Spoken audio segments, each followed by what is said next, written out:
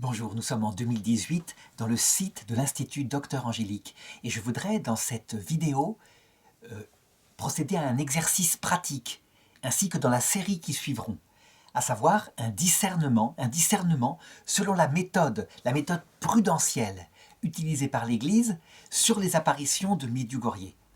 Donc actuellement, le statut des apparitions, c'est que elles ne sont pas reconnues, elles ne sont pas non plus condamnées. Ça veut dire que, pour le moment, il y a ce qu'on appelle techniquement un non-constat de surnaturalité. Ça veut dire qu'on ne sait pas. Attention, il ne faut pas confondre ça avec un constat de non-surnaturalité. C'est-à-dire qu'on constaterait qu'elle ne vient pas de Dieu.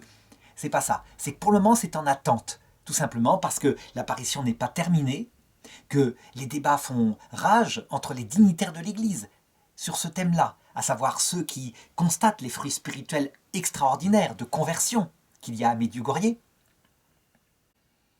et d'autres qui regardent aussi, je dirais, l'aspect trouble qui entoure l'apparition.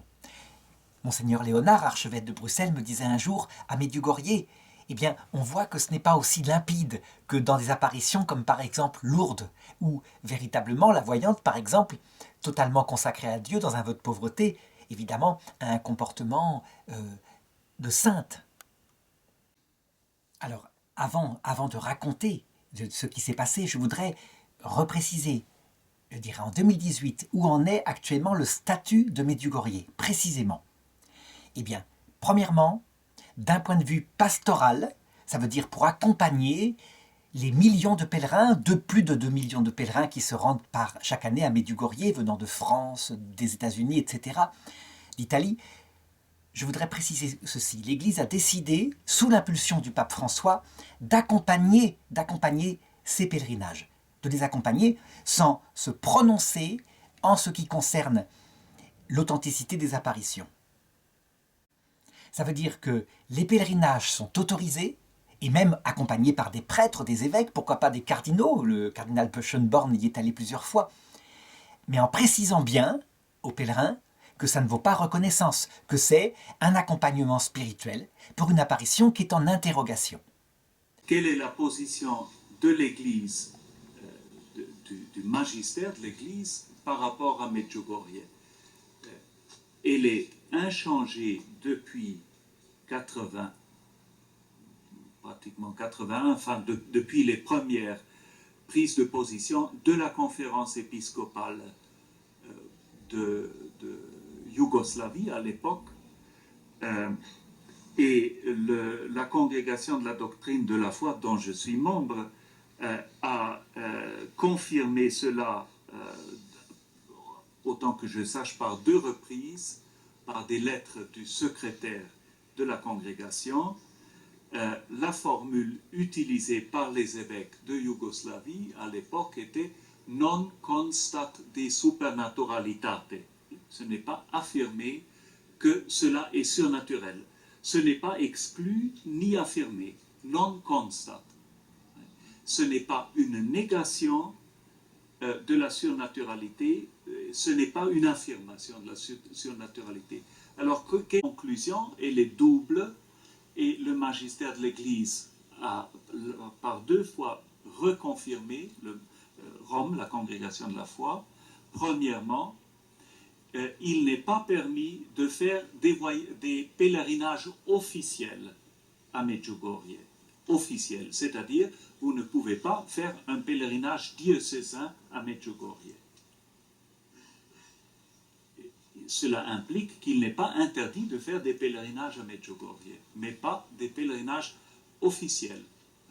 Deuxièmement, il est demandé explicitement l'accompagnement pastoral de ceux qui se rendent à Medjugorje.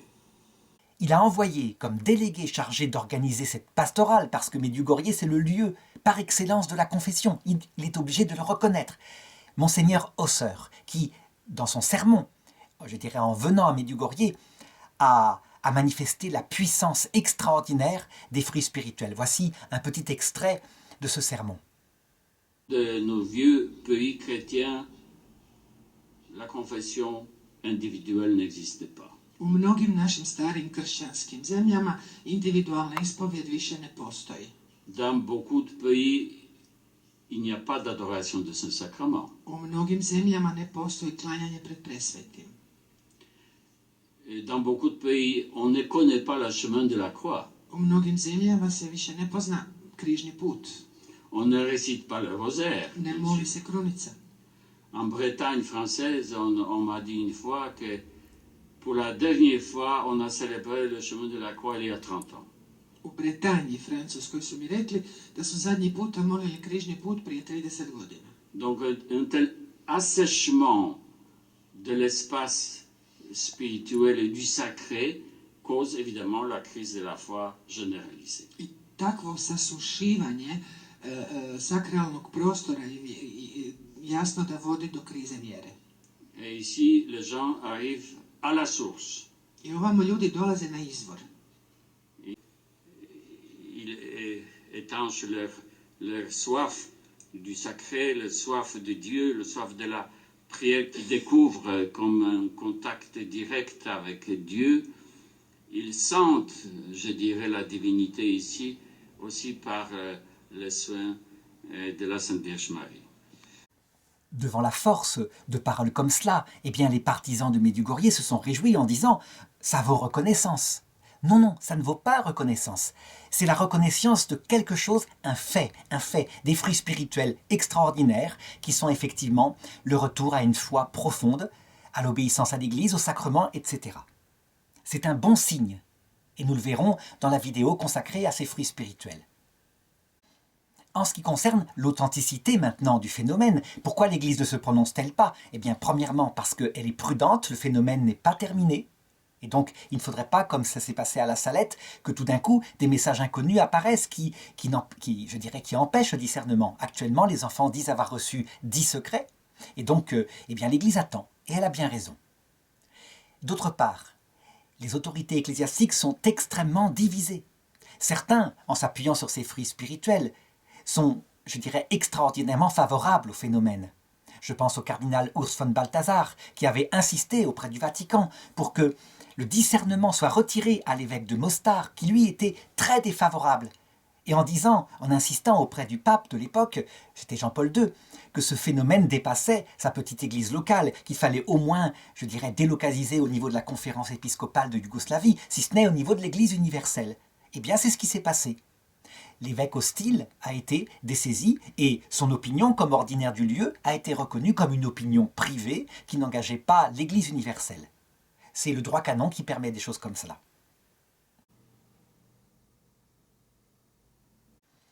Le pape François, lui, quelle est son opinion? Eh bien, il parle simplement, publiquement, il le dit. D'un point de vue pastoral, il reconnaît les fruits. Il ne peut pas faire autrement, d'où son envoi de Monseigneur Hausseur. Mais, du point de vue du contenu des messages, il a des doutes, il a vraiment des doutes, il le dit, je n'imagine pas la Vierge Marie comme un facteur qui apparaît à heure donnée pour donner un message comme ça, qui est toujours à peu près le même. Le 23 novembre 2013, par exemple, le pape François dit « La Madone n'est pas un facteur qui envoie des messages tous les jours ». Le 9 juin 2018, de retour de Bosnie, il dit « Mais qui sont ces voyants qui nous annoncent la lettre de la Madone tous les jours à 16h et qui gagnent de l'argent avec ça ?» Est-ce que ça veut dire que l'apparition est condamnée? Bien sûr que non, le pape n'a pas fait cela, du tout. Il est simple, il donne son opinion qui n'engage que lui, il le donne comme ça familièrement. Évidemment, personne n'oublie qu'il est aussi le pape, et donc les gens sont troublés. Eh bien, cette double position, cette hésitation dans les autorités de l'Église doit permettre de comprendre, justement, de se faire une opinion, de comprendre que l'apparition supposée de Medjugorje implique des gens normaux, des conflits classiques, donc quelque chose de trouble, et on va voir. Pourquoi est-ce que je fais ces vidéos? Eh bien, tout simplement parce que je crois qu'à notre époque, où les êtres humains sont de plus en plus cultivés, lorsque l'Église ne peut pas se prononcer directement sur tout, il faut que chacun, de plus en plus, apprenne avec son intelligence, et je dirais en étant prêt à se soumettre évidemment à l'autorité ecclésiastique lorsqu'elle prend les conclusions, mais il faut que chacun soit capable, en attendant, de se faire sa propre opinion, et donc de bien connaître les critères de discernement. C'est pourquoi ces vidéos auront le plan suivant. D'abord, dans la première, je vais raconter l'apparition de Medjugorje. Dans la deuxième, je voudrais, avec Daria Klana, qui est celle qui a le mieux étudié ces apparitions, je crois, parce qu'elle est croate et donc elle connaît la langue de ce pays, je voudrais simplement lire, ou plutôt donner en français, de manière vivante, l'interrogatoire précis de 2 des enfants. Ça veut dire tel qu'il est traduit du croate. Pas, je dirais, une semi-traduction, pas des opinions, mais vraiment ce qu'ils ont raconté en 81, suite aux premières apparitions. Ensuite, lorsqu'on fait un discernement, eh bien, on procède de la façon suivante. Le premier point, le plus simple, le plus objectivable, c'est de regarder le contenu théologique qu'enseigne la prétendue apparition. Si évidemment on trouve formellement une hérésie, eh bien les choses sont tranchées, ça ne peut pas venir de Dieu, c'est évident. Et donc on regardera en se servant en particulier des sites les plus ennemis de Medjugorje, qui sont souvent des sites, par exemple, chez les intégristes, chez les sédévacantistes, puisque Medjugorje, je dirais, porté par le mouvement charismatique, est très proche des conclusions du Concile Vatican II. Donc leurs objections sont à regarder véritablement. Ce sont, on peut leur faire confiance, celles qui seront sans pitié, quoi, un petit peu comme l'avocat du diable. Deuxième point, dans les critères de discernement, on regarde tout ce qui sont les fruits spirituels. Mais les fruits spirituels qui peuvent être positifs et négatifs. On regarde tout en faisant une sorte de colonne. Il faut savoir que ce critère-là est un critère de prudence, un critère qui ne peut pas être conclusif. Parce que si on procédait de cette façon-là pour discerner si Jésus vient de Dieu, on verrait des fruits spirituels énormes et la guerre interne qui de son vivant déjà s'était levée contre lui, avec de la violence, avec du mensonge, que Jésus lui-même a dû affronter des polémiques terribles, en disant à des gens, par exemple, « Pourquoi voulez-vous me crucifier ?» Et les gens sont là en train de ricaner, « Il a un démon qui veut le crucifier !» Bien sûr qu'on voulait le tuer, bien sûr qu'on voulait le tuer. Donc on le voit, les fruits spirituels ne sont pas que positifs, et quelquefois la lutte, le mépris, la division extérieure est plutôt un bon signe. Donc on essaiera de faire ça objectivement, toujours pareil, avec cet esprit, sans s'engager, pour que chacun puisse se faire son opinion. Évidemment, qu'il y ait une bonne théologie, qu'il y ait des fruits spirituels qui, globalement, comme dit le cardinal Schönborn, sont extraordinaires, en disant que l'apparition à elle-même a fait plus de travail que tout, en 30 ans, puisque ça fait plus de 30 ans, 37 ans qu'elle a lieu, depuis 81, a fait plus de travail, dit-il, que tout l'apostolat de tous les prêtres de la région depuis cette même époque. Donc évidemment, c'est très fort. Eh bien, on ne peut pas conclure. Il faut un dernier critère, conclusif, absolu, à savoir une manifestation de Dieu objectivable qu'on appelle un miracle. Je préciserai dans la vidéo la différence entre miracle et prodige, qui peuvent venir des anges ou alors d'un phénomène paranormal. Un miracle impliquant la toute-puissance divine, en vue de démontrer, d'une démonstration venant de Dieu, que cela vient bien de lui. Donc, on verra si ça a existé à Medjugorje. Évidemment, si on pouvait trouver ça, l'apparition pourrait être directement reconnue, comme ce fut le cas à Fatima avec la danse du soleil, qui certes est plutôt de l'ordre du prodige, mais tout de même, le reste était tellement positif que l'Église a reconnu. Alors voilà, je commence, et donc dans cette première vidéo, racontons les événements de Medjugorje. Il faut se souvenir, ça se passe avant la chute du mur de Berlin, 1981. La Yougoslavie est un pays, je dirais des Balkans, un pays extrêmement divisé en des communautés différentes. Il y a la communauté catholique croate, qui, je dirais, est face à une communauté orthodoxe, plutôt serbe. Mais il y a aussi des musulmans, parce que, je dirais, c'est une terre qui a fait partie de l'Empire ottoman pendant des siècles, après la conquête. Et donc, ce pays est très divisé, non seulement en différences religieuses, mais souvent qui s'incarnent dans des haines nationalistes. Et c'est un peu mêlé.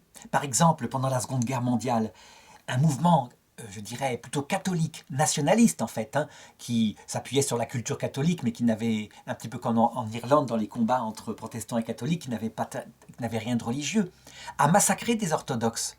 Il y a eu des massacres réciproques.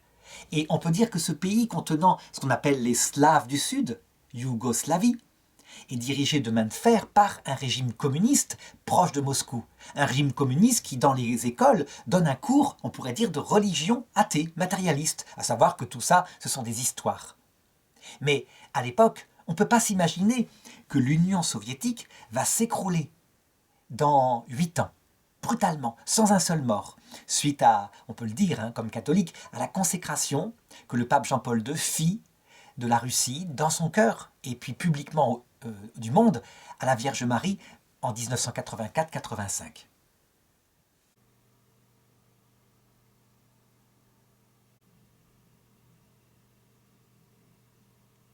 Ça se passe donc exactement le 24 juin 1981, dans cette petite ville d'à peu près 600 habitants, qui est Medjugorje, qui veut dire, dans cette langue, entre les montagnes, au milieu des montagnes. Donc cette petite bourgade, qui est profondément catholique, qui est restée, qui a gardé une certaine pratique religieuse, malgré la crise qui a suivi les 2 guerres mondiales, eh bien, cette petite bourgade est peuplée de beaucoup de jeunes. Et 6 d'entre eux, dont un enfant de 10 ans, mais aussi 5 qui ont à peu près 16 ans, décident de se retrouver au sommet d'une colline à Medjugorje. Il est environ 18 heures. Certains se demanderont qu'est-ce qu'ils sont allés faire comme ça. Est-ce qu'ils sont allés fumer en cachette? On ne sait pas, ils ne l'ont jamais vraiment dit. Mais toujours est-il que, alors qu'ils sont là, tout d'un coup, ils voient quelque chose de lumineux.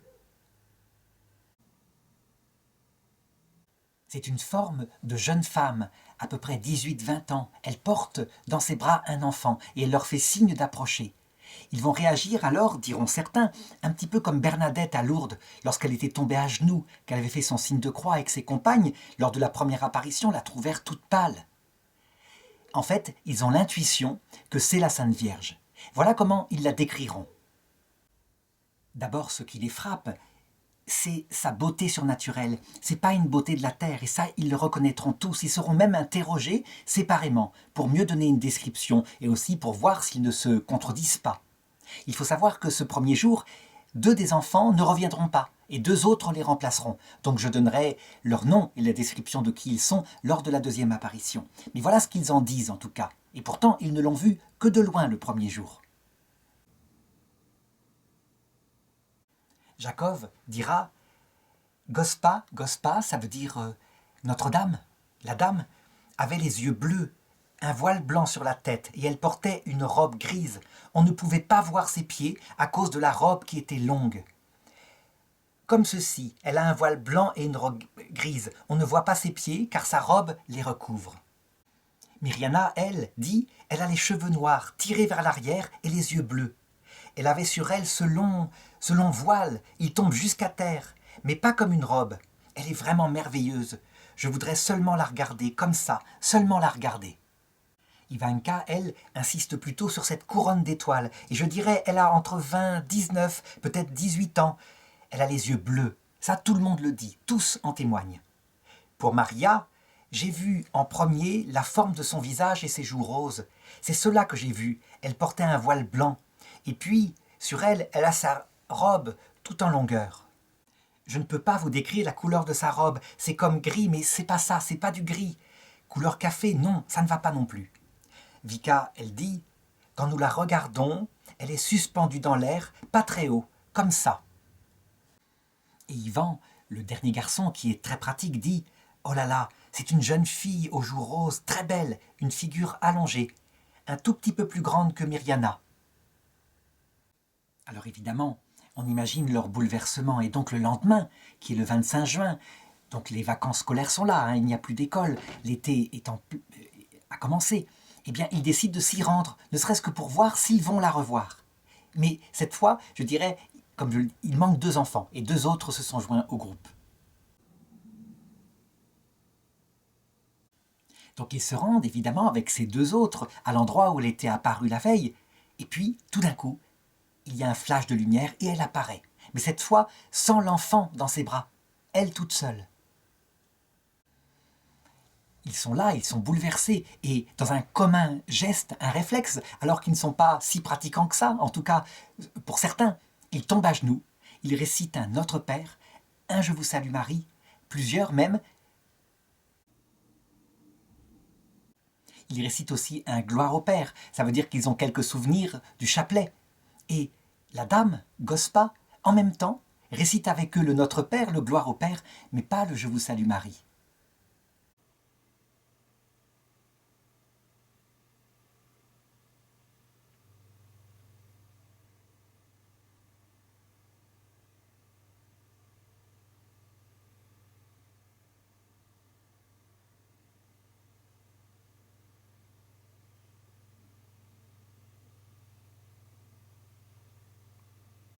Et là, elles se mettent à leur parler, et ils sont frappés par sa voix. Tous en parlent en disant « c'est comme si elle chantait, c'est comme une musique, c'est comme un souffle frais, c'est spécial, c'est une voix si gracieuse. » Ivanka, la première, se met à lui répondre, et comme elle vient de perdre sa maman il y a 2 mois, eh bien la première question qui lui vient, c'est de lui demander des nouvelles de sa maman. Comment va-t-elle? Et elle lui répond qu'elle va bien.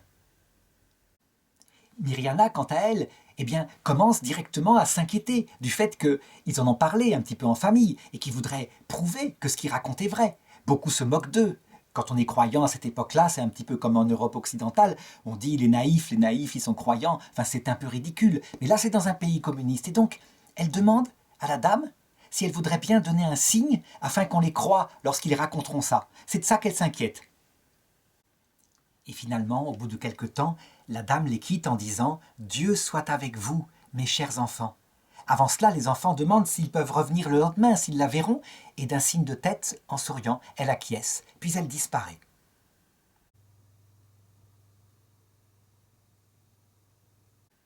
Alors, qui sont ces jeunes et cet enfant? Qui sont-ils?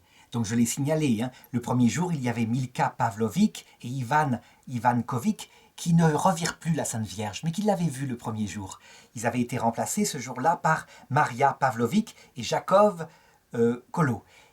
Alors, voilà, je vais essayer de donner un petit peu une description de chacun d'entre eux pour qu'on comprenne que finalement, pour nous qui habitons plutôt dans un peuple occidental, ils sont à notre image. Ce sont des jeunes avec des qualités, des défauts. Des jeunes, on pourrait dire presque post-68, comme si mai 68 avait eu lieu en Yougoslavie, mais je me comprends.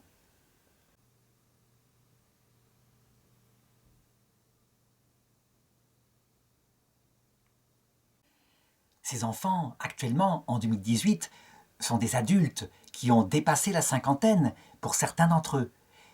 Il y a d'abord Ivanka Ivankovic. Elle est née en 1966. C'est celle qui, je crois, a reçu la plus profonde éducation religieuse catholique, à savoir qu'elle fréquentait l'aumônerie de l'école.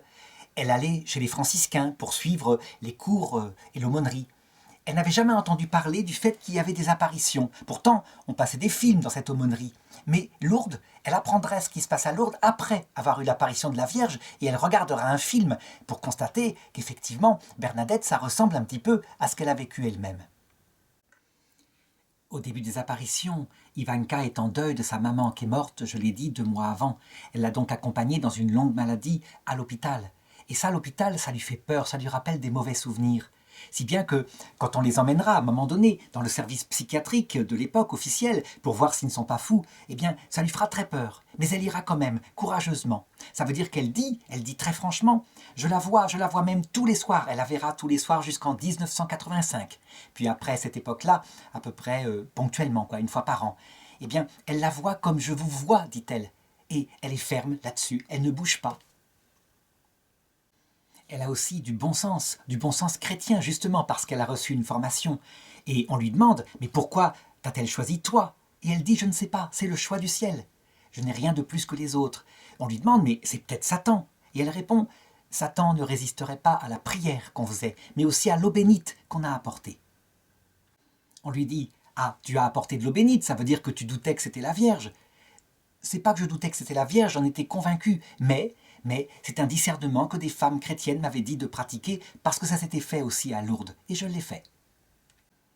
À un moment donné, des apparitions, alors qu'on lui fait peur, on lui dit qu'on l'hospitalisera en psychiatrie, eh bien, elle promet de ne plus y aller par cette peur. Mais quand arrive l'heure de l'apparition, 17h30, c'est plus fort qu'elle, elle est attirée, et elle y va. Actuellement, Ivanka Ivankovic est mariée à M. Pérez, son mari. Ils ont 3 enfants.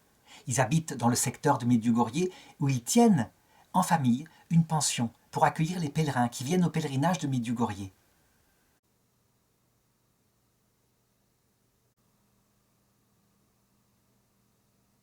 Elle y travaille simplement. Certains ont critiqué ceci en disant « Vous voyez, c'est cousu de fil blanc, c'était pour faire de l'argent ». Il faut se souvenir que quand l'apparition commence, elle a donc 16 ans. Elle ne prépare pas un plan de carrière comme cela. La deuxième voyante s'appelle Mirjana Dragicevic.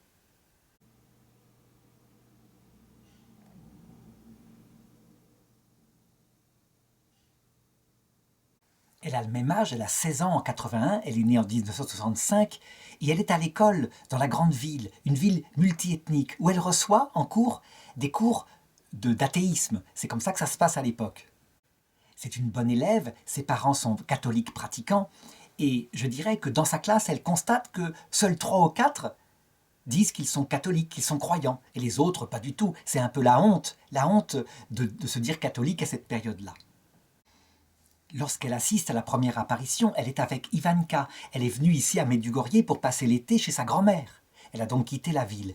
C'est Ivanka qui a vu la première, cette silhouette lumineuse, et a dit « Oh, regardez, la Gospa !» Et elle se tourne, elle la voit, elle en est bouleversée. Mais ce qui va le plus la marquer, comme jeune adolescente, c'est ensuite ce qu'on dit d'eux.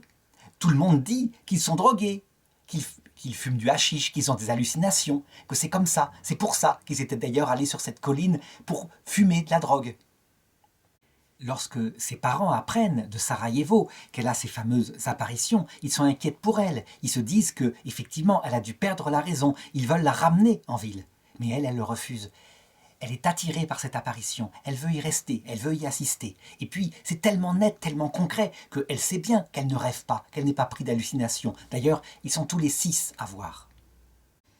Les franciscains vont particulièrement l'interroger pour savoir si elle ne raconte pas des choses différentes des autres. Elle aura des apparitions qui se termineront pour elle le 25 décembre 1982, sauf une fois par an. Je dirais, le jour de son anniversaire, le 18 mars, la Sainte Vierge vient la voir. Et depuis très longtemps, alors qu'elle est elle-même mariée, eh bien, elle organise une sorte de prière pour ceux qui ne croient pas, pour les aider, je dirais, à ce qu'ils se dirigent vers le Seigneur. Elle vit aujourd'hui dans le hameau de Medjugorje et elle est maman de 2 enfants. Et parfois, malgré le fait qu'elle est très discrète, elle accepte de rencontrer des pèlerins.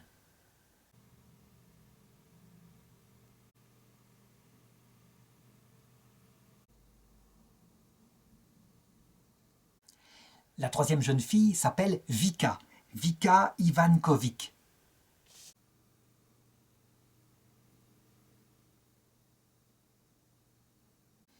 Elle est issue d'une famille nombreuse et pauvre, et le papa, comme ça se fait beaucoup à l'époque, travaille pour nourrir sa famille en Allemagne, donc il n'est pas là tout le temps. Elle-même, elle suit des études de technique, du textile, et elle suit des rattrapages en mathématiques. Elle n'a pas assisté à la première apparition, parce que, tout simplement, elle faisait la sieste, et pourtant on l'avait invitée à venir se promener avec les autres, ce 24 juin, jour de la Saint-Jean-Baptiste. Quand on lui raconte ce qui s'est passé, évidemment, elle veut venir le lendemain pour constater d'elle-même, et elle aura la surprise d'être favorisée, elle aussi, des apparitions. Elle a un caractère fort, carré, et elle deviendra l'un des plus puissants témoins des apparitions, au point qu'elle dira à un moment donné « Nous savons ce que nous disons, nous sommes plus que certains ». Ça, c'est l'interrogatoire du 30 juin 1981. Elle est attirée ensuite par le lieu d'apparition, elle veut y aller, et elle dit à un moment donné « Si quelqu'un me dit qu'il va me tuer, je regarderai encore la Gospa. Que j'aille en prison, nous irons tous ». Ça, c'est le 28 juin 81. Elle aime profondément la Vierge. Elle dit actuellement qu'elle la voit encore tous les jours.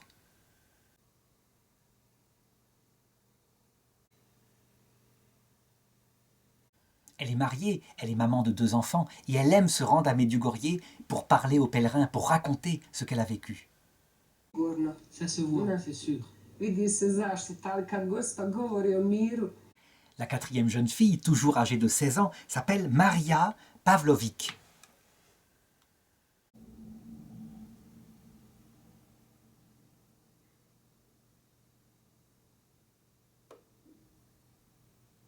Elle aussi, elle est catholique. Il lui arrive même de faire des lectures pieuses avant même les apparitions.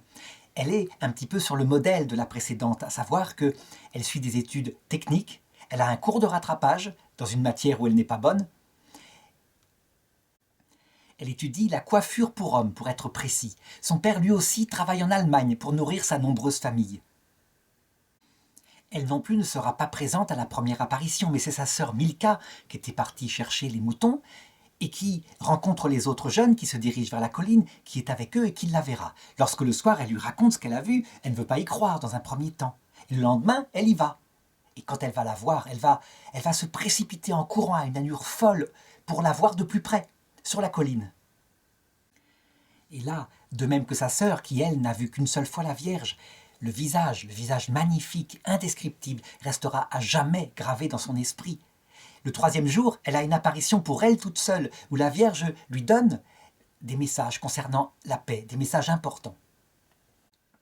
Actuellement, 37 ans plus tard, eh bien, tous les 25 du mois, la Vierge transmet par Maria un message qui concerne le monde entier et qui est publié sur Internet. Elle est mariée, elle est maman de 4 garçons, elle vit en Italie et elle se rend régulièrement à Medjugorje.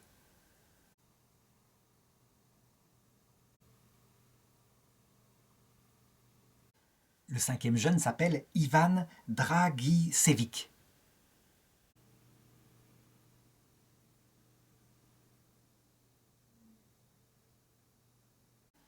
Ce 24 juin 81, après avoir joué au foot avec un copain, il est parti ramasser quelques pommes. Et c'est là qu'il rencontre 4 filles qui disent « Nous voyons la Vierge, nous voyons la Gospa ». Alors, il dit qu'il n'y croit pas, il s'approche, il la voit. Il est pris d'une espèce de frisson de peur, il s'enfuit chez lui.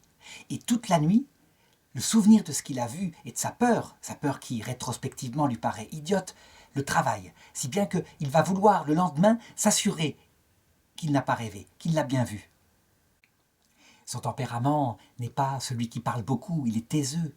Mais je dirais, quand il va la revoir le lendemain matin, il va évidemment, comme les autres, être bouleversé.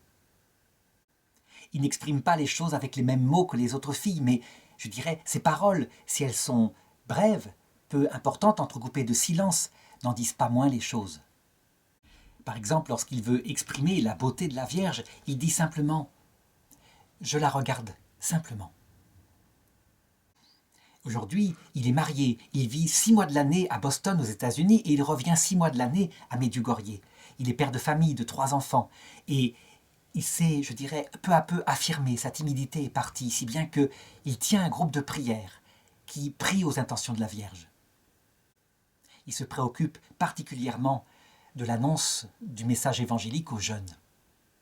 Enfin, il y a l'enfant du groupe, Jakov Kolo, qui a 10 ans à l'époque.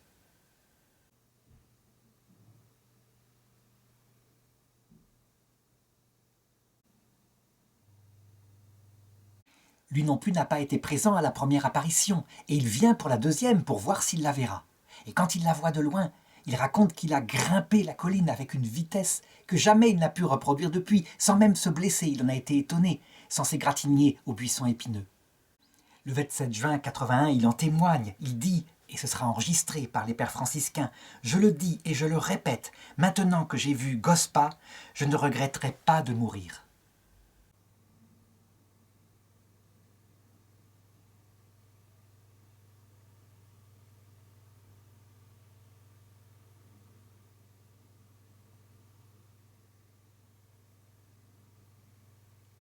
Il est prêt à mourir pour en témoigner. Il le dit d'ailleurs à sa maman. « Maman, j'irai à la colline. Même si tu me tues, tu peux me tuer. J'irai de nouveau. » 27 juin 81. Certains se sont étonnés en disant « Mais quand on compare à Bernadette qui, elle, quand elle ne pouvait pas y aller parce qu'elle n'avait pas l'autorisation, obéissait à sa maman, comment est-ce que lui, à 10 ans, il peut parler comme ça à sa maman ?» Eh bien, c'est que c'est une autre époque, tout simplement. C'est l'époque où l'obéissance aux parents a pris moins de place. Et ce sont des enfants de leur époque, avec leurs défauts, leurs qualités.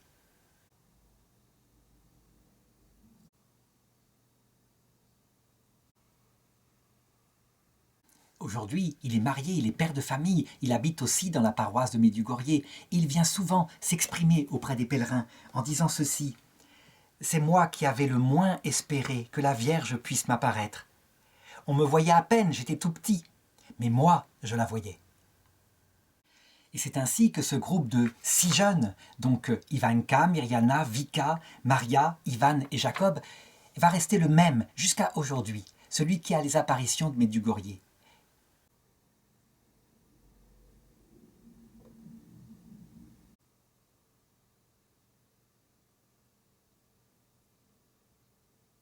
Mais il me faut maintenant raconter la suite des événements, à savoir le 3e jour, le 26 juin 1981.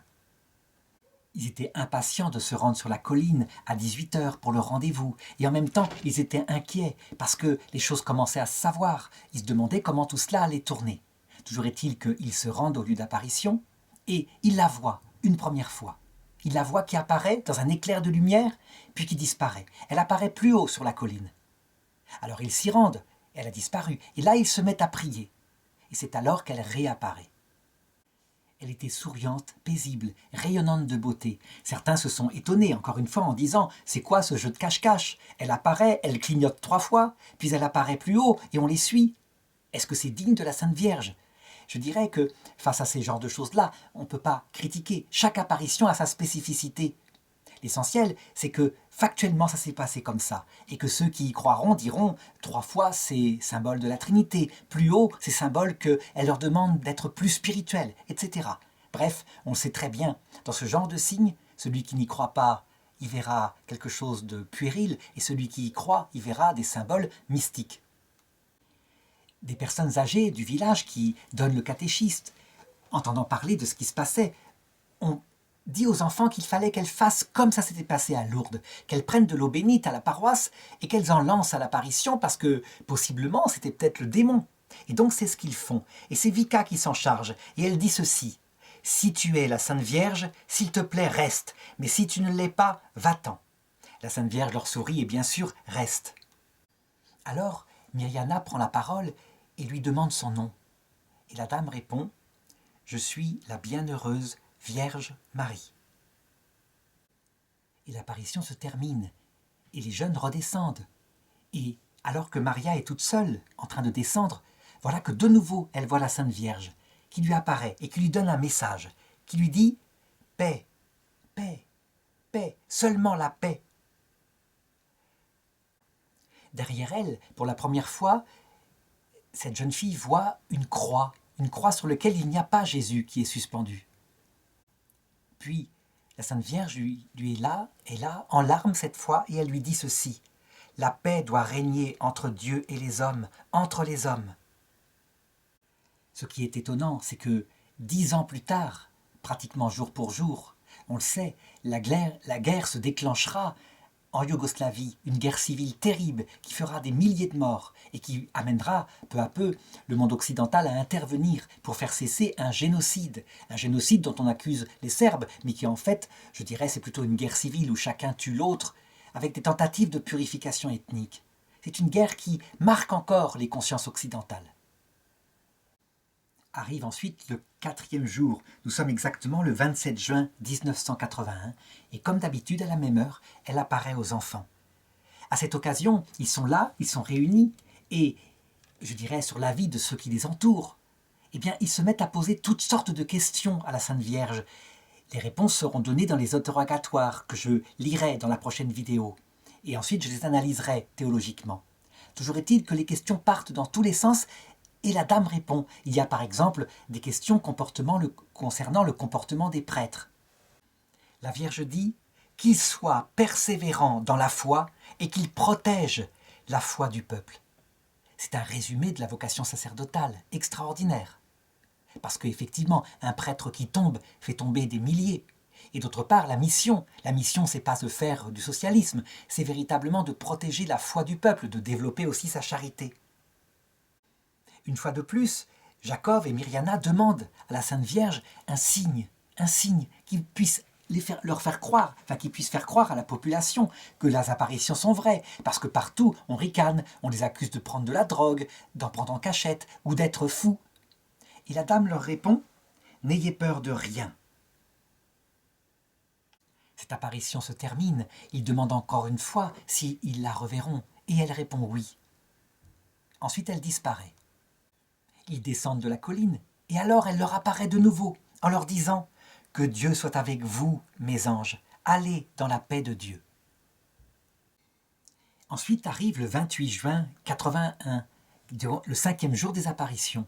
Dans l'après-midi, il y a eu les premiers interrogatoires par le père Jozo Zovko, qui a enregistré ces interrogatoires. Il leur a demandé, un par un, ce qu'ils voyaient. Il leur a demandé de raconter les choses. Les gens dans la région ont entendu parler des apparitions, si bien que lorsqu'arrive l'heure habituelle, ils sont 15 000 à grimper sur la colline et à entourer le lieu d'apparition, sans faire attention, je dirais, dans tous les sens. Et là, comme la veille, on leur a donné plein de questions à poser à la dame, plein de questions qu'ils posent un petit peu, je dirais, dans tous les sens. Voici un extrait de film que je vais mettre pour montrer l'ambiance qu'il y avait, puisque ça a été filmé dès cette époque-là. Budi volja tvoja, kako na nebu, tako i na zemlji. Kruh.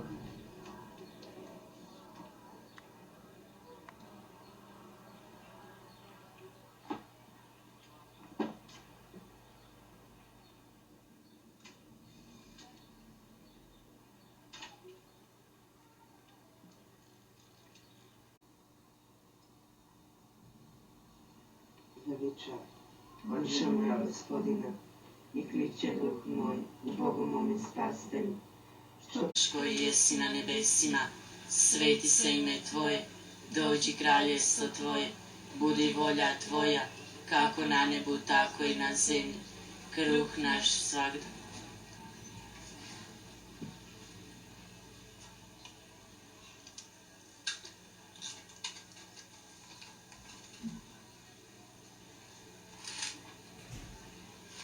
Koji jesi na nebesima, sveti se ime Tvoje, dođi kraljevstvo Tvoje. Alors voici quelques exemples de questions. Vika, cher Gospa, qu'attends-tu de nous et de nos prêtres? Et la dame de répondre, le peuple doit prier et croire fermement. Les prêtres doivent croire fermement et aider les autres à faire de même.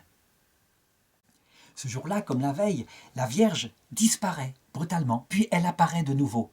Et certains critiqueront en disant « Mais c'est quoi cette affaire-là? Ça ne s'est jamais vu. » D'habitude, il y a tout de même plus de dignité. Toujours est-il que les enfants posent les questions qu'on aurait bien aimé poser. Ils lui demandent par exemple pourquoi elle n'apparaît pas à tous, visiblement, dans l'église. C'est une vraie question théologique. Pourquoi se cacher? Pourquoi apparaître seulement à 6 enfants? Pourquoi pas à tous? Ça serait tellement plus simple. Les gens se mettraient à croire. Et la dame de répondre « Heureux ceux qui croient sans avoir vu ». Les théologiens se sont penchés sur ce mystère du fait que les signes de la Vierge, et il y en a parfois de visibles, comme par exemple en Égypte au-dessus d'une église, restent des signes flous. Quand elle apparaît au-dessus de cette église copte, on la voit, on voit la forme, mais c'est une forme lointaine, fantomatique, en tout cas qui n'est pas accompagnée de cette puissance qui bouleverse les enfants, qui les met en extase comme on le voit dans l'apparition. En réalité, la raison est très simple, c'est que la terre, c'est pas le lieu où ça se passe. Le lieu où ça se passe, c'est à l'heure de la mort. Et là, elle apparaît dans sa gloire, accompagnée du Christ, des saints, des anges. La terre est un premier stage où le ciel se cache, donc c'est tout à fait une réponse théologique. On y apprend à croire, pour un temps, et puis après on voit. Quant à ceux qui acceptent de croire alors qu'ils ne voient pas encore, ils sont heureux, en ce sens qu'ils savent à quoi ça sert cette vie, ça change tout, ils ont une boussole.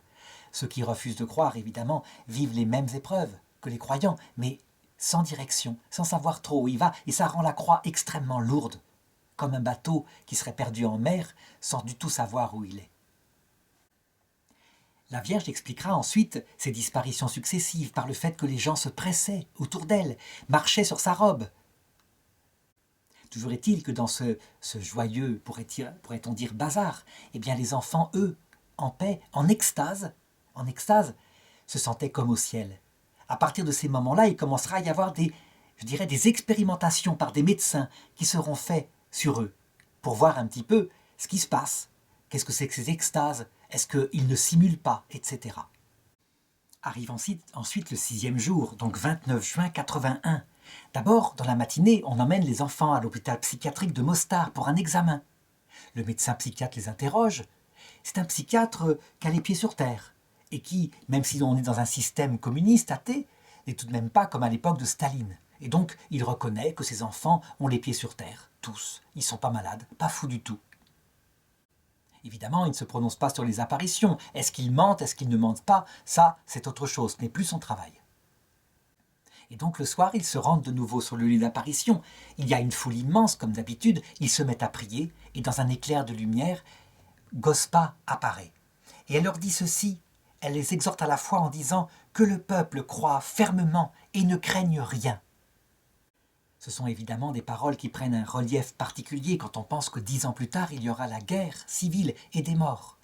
Mais ne craignent rien, quand ce sont des paroles du ciel, ça veut dire ne craignent rien pour leur salut, qu'ils fassent confiance à Dieu.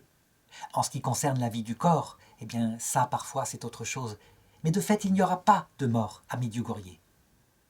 Ce jour-là est venue une femme médecin qui assiste aux apparitions, qui est parfaitement athée, et qui demande la permission aux enfants de pouvoir toucher le vêtement de la Vierge. Elle sent comme un picotement, elle le reconnaîtra plus tard.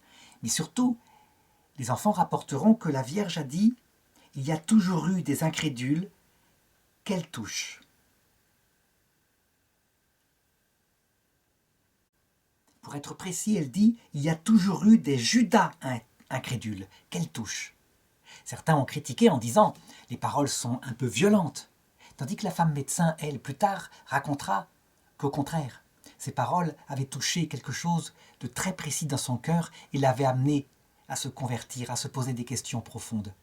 On ne sait pas ce que voulait dire la Vierge, mais en tout cas, elle connaissait manifestement son âme.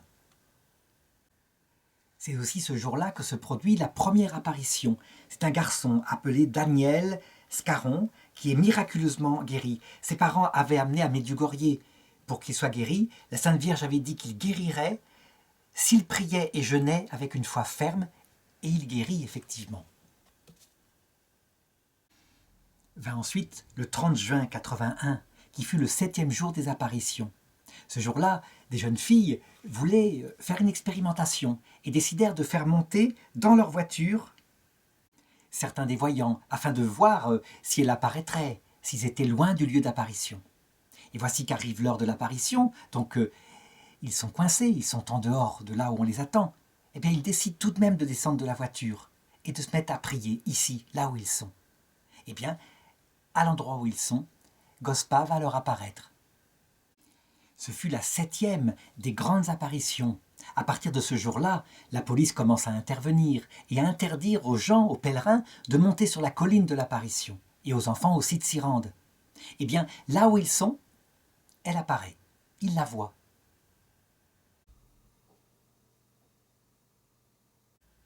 Eux prennent l'habitude des apparitions, et ils se créent une sorte de familiarité avec cette dame qui s'occupe d'eux, qui leur apparaît régulièrement, partout, dans les champs, là où ils sont.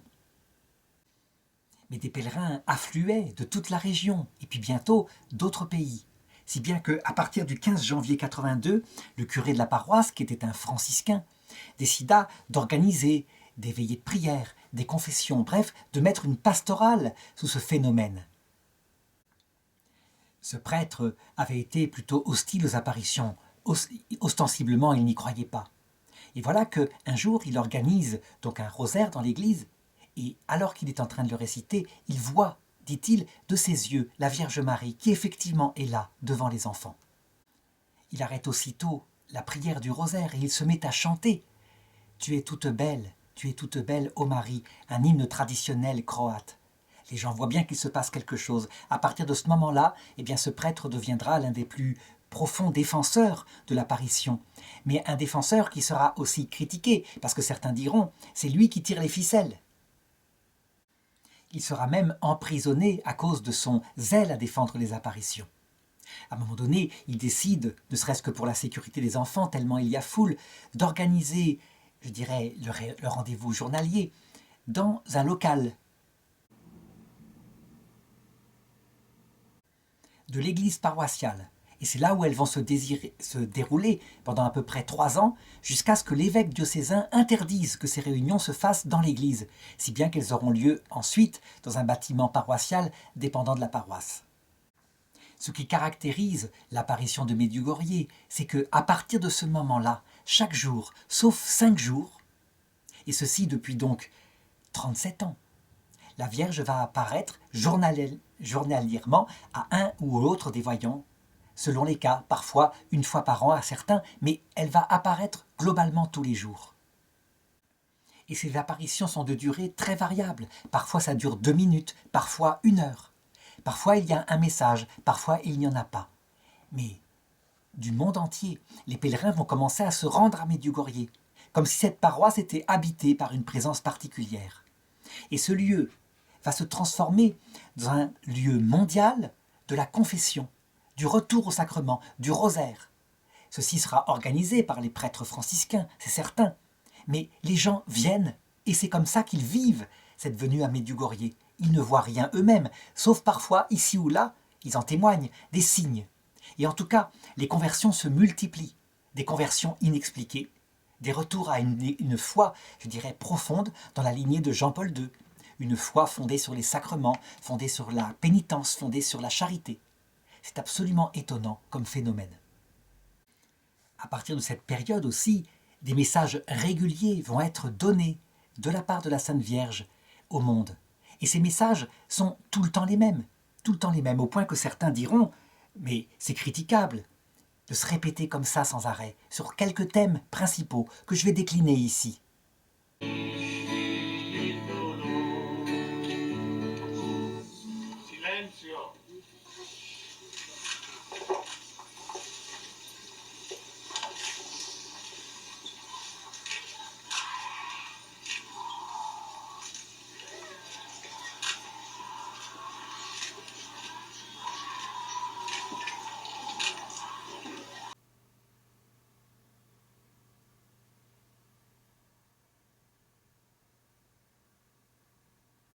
Le premier porte sur la paix, elle le répète sans arrêt, mire dans la langue du pays. Cette paix pour laquelle elle insiste, mais qui est souvent accompagnée de la vision de la croix. Et donc on devine le sens théologique. Ce n'est pas tellement la paix civile qui est visée, mais c'est une paix plus profonde qui provoque en conséquence la paix civile, une paix des cœurs, une paix qui fait qu'on se tourne vers Dieu et donc qu'on arrête de s'entretuer pour des raisons nationalistes ou religieuses. Dès la 3e apparition, donc le 3e jour, la Vierge avait insisté en disant « paix, paix, paix, seulement la paix ». La paix doit régner entre Dieu et les hommes et entre les hommes. Le second mot-clé du message de la Sainte Vierge, c'est la foi. La foi qui est source de la paix. Sans la foi, on ne peut aboutir à la paix. On le devine bien, il ne s'agit pas là encore d'une foi culturelle, mais d'une foi profonde qui indique le sens de la vie aux hommes. Sans cette foi profonde, l'homme ne sachant pas ce qu'il fait sur terre, il est en guerre à l'intérieur de lui-même, entre son désir d'absolu et puis cette nécessité de mourir. On le voit bien, et donc elle insiste là-dessus, sans arrêt. Elle présente la foi comme étant la première condition de toute prière, de tout désir et demande, que cela concerne une demande sur la santé ou une demande plus spirituelle. Et on le sait bien, l'Église le confirme. La foi est la porte qui introduit vers la charité. Sans la foi, rien de surnaturel ne peut se construire. 3e mot-clé, la conversion. Elle demande de se convertir, de se tourner de nouveau vers l'essentiel, à savoir son Fils Jésus-Christ, vers la Trinité, vers l'amour du prochain.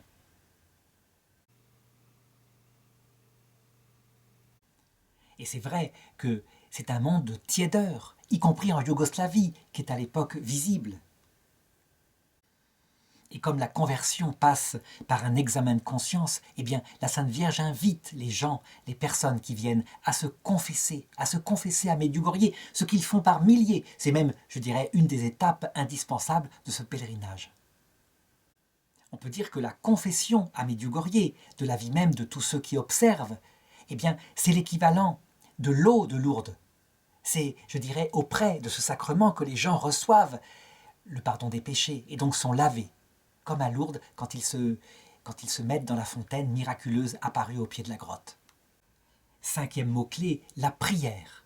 Là, on peut dire qu'elle rejoint toutes les autres apparitions des autres lieux où la Vierge montre sans cesse le rosaire comme étant la prière qu'elle préfère. La prière, c'est l'acte même de l'amour de Dieu. C'est Dieu qu'on aime en acte, puisqu'on le fréquente on passe du temps avec lui, et ce n'est pas toujours facile.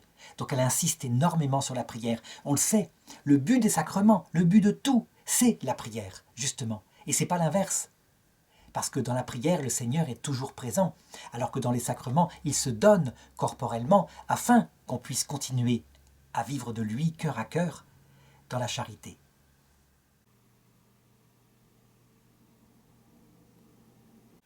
Sans la prière, on finit par oublier la présence même de Dieu, et les personnes qui n'ont pas pratiqué la prière, même après leur conversion, finissaient quelquefois par oublier qu'ils étaient chrétiens. C'est comme un couple qui ne se parlerait pas. Eh bien, la relation à Dieu sans la prière, elle meurt. Enfin, pour résumer, le 6e mot-clé qu'on pourrait utiliser, c'est le jeûne. Le jeûne. Le 6e jour des apparitions, elle le recommande aux enfants. On se dit, mais le jeûne, en quoi c'est utile? Eh bien, simplement pour une raison précise. C'est que l'amour, c'est pas que du plaisir d'aimer. L'amour, très vite, il se confronte à l'ennui au quotidien. Et donc, il se nourrit d'actes d'amour. D'actes d'amour qu'on pourrait qualifier de sacrifice pour l'amour. L'amour d'autrui. Évidemment, quand on n'aime que le sentiment d'aimer, on ne fait pas de sacrifice, on ne veut que du plaisir. Donc le jeûne est indispensable. En tout cas, cette pratique-là, quand ça porte sur la nourriture, qui est fondamentale pour nous, ça nous rappelle que véritablement, il n'est d'amour que d'actes d'amour. Et concrètement, évidemment, c'est un jeûne, comme recommande l'Église, qui doit porter sur ses défauts principaux, ne serait-ce que le jeûne qui consiste à prier régulièrement. Et donc à ne pas cesser, parce que c'est un peu pénible, parce qu'on s'ennuie, parce qu'on s'imagine d'autres choses, à cesser de prier, surtout pas. Eh bien, ces 6 mots-clés vont être déclinés sans cesse par la Vierge, et de la même façon, répétitivement depuis près de 40 ans. Si bien que des grands théologiens se disent « mais elle radote, mais elle radote ». Elle radote, diront certains, ou alors elle répète indéfiniment les bases fondamentales. Eh bien, tout dépend, encore une fois, de la façon dont les gens reçoivent cette apparition. C'est comme les psychiatres. Si quelqu'un va dans un hôpital psychiatrique et qu'il se tait, le psychiatre dit qu'il ment et qu'il dissimule.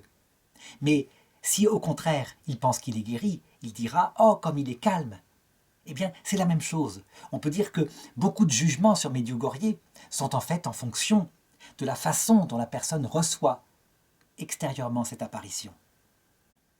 Il faudra évidemment des critères bien plus précis pour discerner si c'est une illusion ou si c'est réel, et pas se contenter d'impressions subjectives. En tout cas, dans certaines apparitions, à partir par exemple de 84, eh bien, la Vierge s'explique sur cela, sur cette durée, en disant « J'ai choisi cette paroisse d'une manière spéciale et je veux la guider. » Puis elle dit, à un autre moment, « J'ai choisi cette paroisse de façon particulière, elle m'est plus chère que les autres et j'ai été heureuse de séjourner quand le Tout-Puissant m'envoya. » En 85, elle précise et elle dit « Convertissez-vous dans la paroisse, cela est mon second désir. Ainsi, tous ceux qui viendront ici se convertiront. » En 84, elle insiste et elle dit « Je vous demande particulièrement à vous, les membres de cette paroisse, de vivre mes messages. »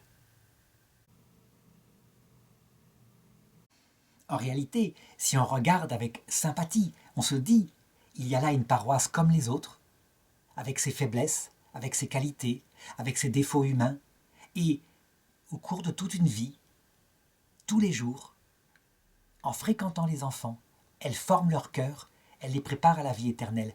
Il y a peut-être là une parabole de ce qui se passe dans nos propres vies qui sont finalement, chacun d'entre nous est comme une église particulière, une paroisse. Et si nous fréquentons la Vierge par la prière, eh bien, étape par étape, sans choses extraordinaires, en répétant toujours les mêmes points, elle façonne peu à peu notre cœur vers la vie éternelle. C'est ce qu'il faudra regarder dans la suite, puisque les jeunes ayant 50 ans à peu près, eh bien l'apparition durera peut-être encore 30 ans. Et puis ils partiront vers l'autre monde. À la fin, on aura un bilan, peut-être un bilan de ce que c'est qu'une direction spirituelle du ciel, paisible, patiente, qui finalement est le lot de tout homme. On s'étonne parce que, je dirais, les conseils de la Vierge sont celles que donnerait n'importe quel curé de paroisse. Sauf qu'à Lourdes, ça passe par une fontaine. Et là, la fontaine, c'est sa présence journalière, manifestement. C'est quelque chose comme ça. C'est peut-être quelque chose de nouveau, mais ce n'est pas forcément si idiot que ça.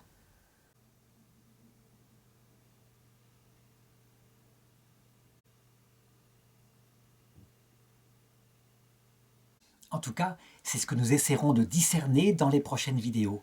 Et la prochaine sera consacrée, je dirais, à des interrogatoires plus précis qui serviront de base à, je dirais, à l'étude suivante.